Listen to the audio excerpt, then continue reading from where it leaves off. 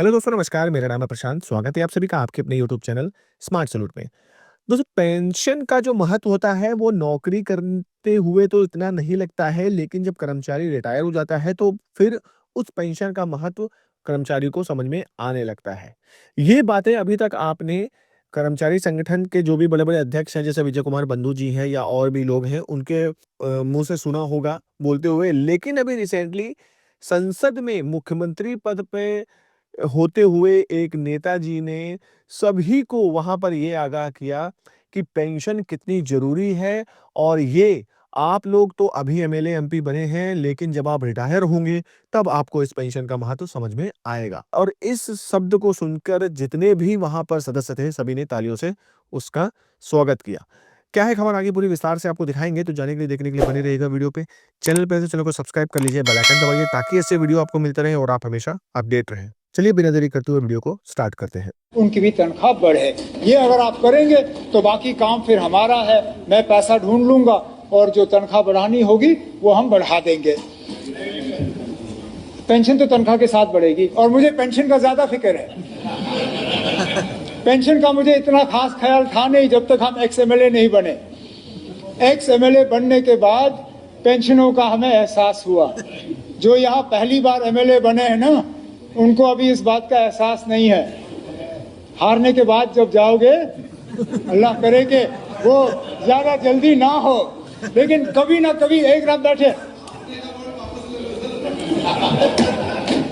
चलिए, जब आप रिटायर होके यहां से जाओगे तो कभी ना कभी पेंशन पे तो आपको करना होगा। तो उसमें स्पीकर साहब आप पेंशन का भी देख लीजिए। अब सीडीएफ, पीए का हम बढ़ा देंगे। पीए का मैं फाइनेंस से बात करके वो हम बढ़ा देंगे। अब सीडीएफ, आखिर में सिर्फ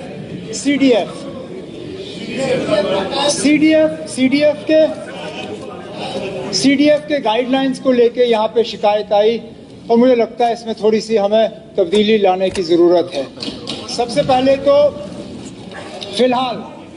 फिलहाल ताकि इसको हम इमीडिएटली इम्प्लीमेंट करें, मैं डिपार्टमेंट से कह दूंगा कि जो भी एमपी लैड्स के गाइडलाइंस हैं वही एमपी लैड्स के गाइडलाइंस जो हैं ऑनरेबल एमएलएस के सीडीएफ पे लागू हों।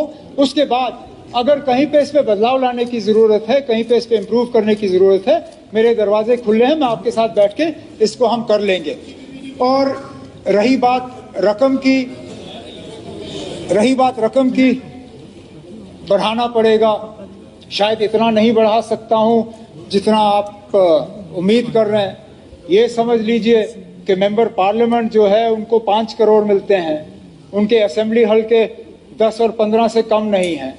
चलिए 5 करोड़ ना सही, मैं आज 3 से 4 करोड़ कम से कम इसको कर देता हूं।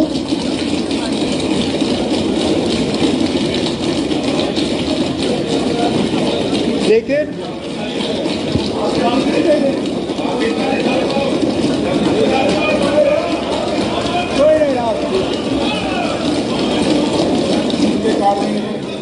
कोई बात नहीं आप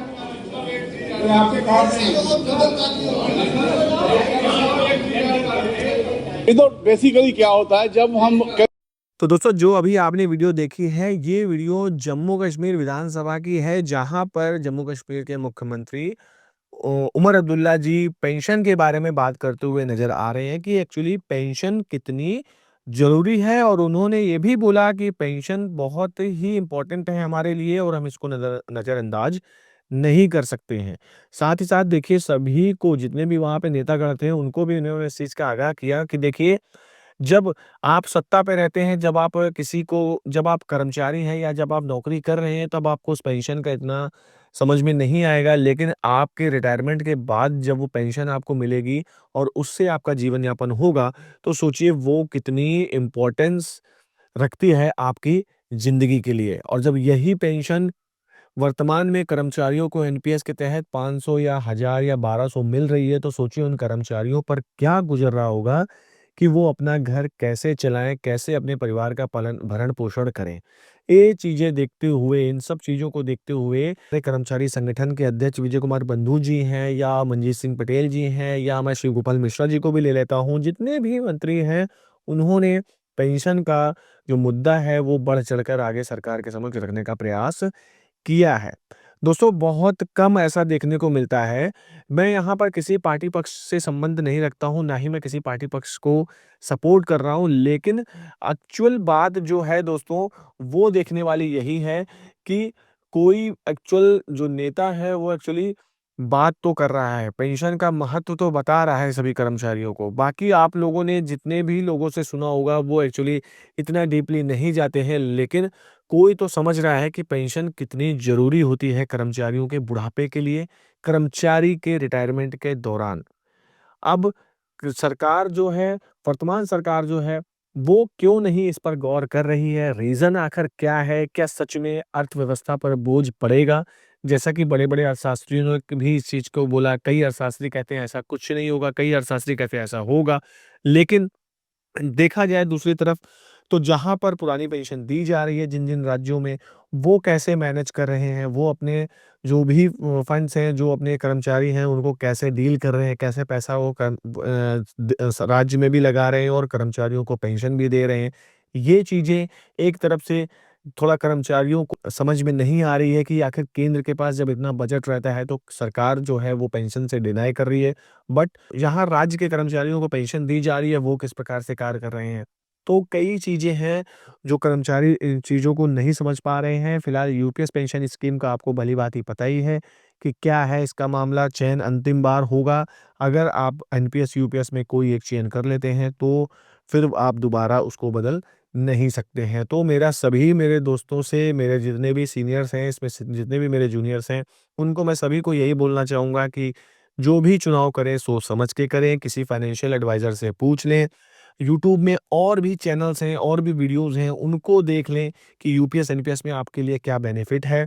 फिलहाल मैंने भी एक वीडियो बनाया हुआ है जिसमें आप देखकर ये पता लगा सकते हैं कि आपके लिए कौन-सी स्कीम बेनिफिशियल होगी। फिर भी अगर आप उस वीडियो से सहमत नहीं हैं तो आप कमेंट सेक्शन पे ज़रूर बताइए ताकि मुझे और जानकारी अच्छे से अच्छी हो पाए और मैं और लोगों तक पहुँचाने का प्रयास करूँ।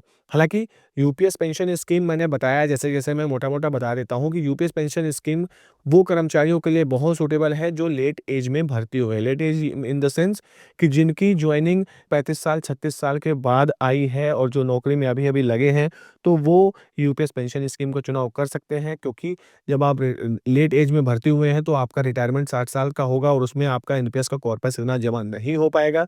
तो फिलहाल आप आँख बंद करके यूपीएस पेंशन स्कीम का चुनाव कर सकते हैं।